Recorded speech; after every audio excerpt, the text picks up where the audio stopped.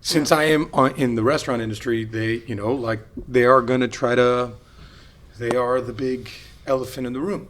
I mean, Bacardi controls so much money and so much booze that it's hard to fathom that they would back something that isn't super commercial. And they did it very subtly. So I think that they did a very good job. Well, I think that we know from our end, I think that we had really good partners that trusted us and to doing our job. Mm-hmm.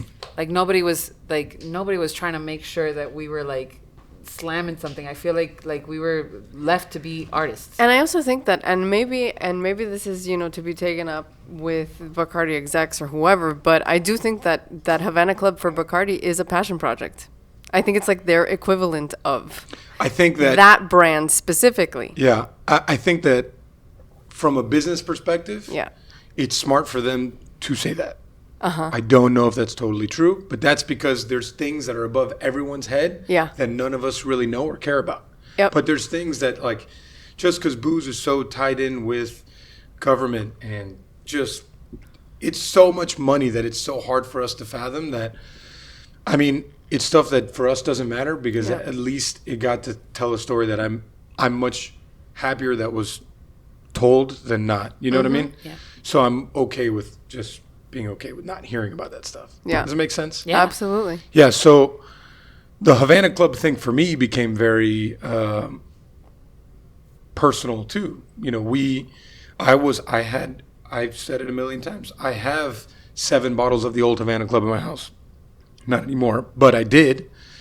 And I did have it on the bar here, not for sale, but for people that I knew. And then they all went away because I learned more about the story and how much that story is true just because we know like what the past of Cuba really is. So like someone could tell you that story, but unless you really know like the past of Cuba, like you're like, no, for sure this happened. You know what I mean? Yeah, and I think that's the difference. You're listening to like whoever and however many times you want, someone can tell you there's this big lawsuit and there's all this stuff that's going on these super high levels and all these things that are happening, and nobody's going to care unless you understand the story of this one person and this one family and the things that they went through, because it's all literally people to people stuff. I mean, we don't know I don't think that we understand how to process things if it's not like that. Right. And so when it becomes something else, we think that like people are hijacking stories and doing whatever they want, and there are moments to tell the true stories of actual people that are alive, like Amparo, like she is alive, and this is her story. I met her. It's her story. Is it? Yeah. Yeah. I was like, it's you. No one can tell her that it's not hers. You know what I mean? Yeah. Like she's like, I lived it.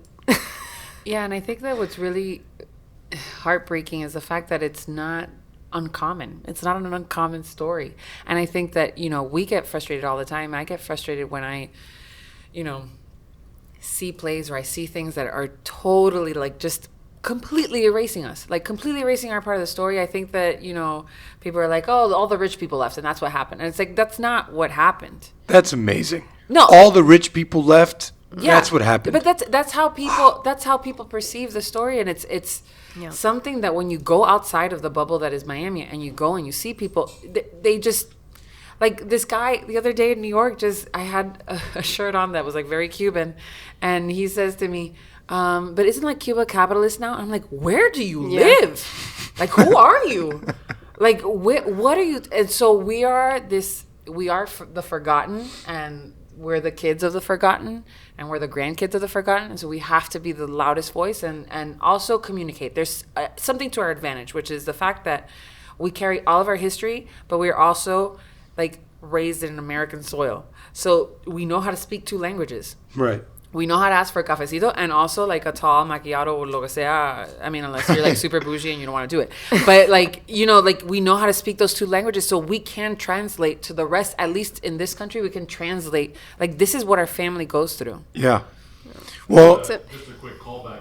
An alternative would be a pumpkin spice no sé qué. Pumpkin spice no sé really qué good. hits the menu end of October here at Ariete. I was gonna ask. This is a real thing. I'm just being honest. We came up with a cocktail called pumpkin spice no sé qué. That's awesome. Yeah, because we talked about it on an episode, and it stuck.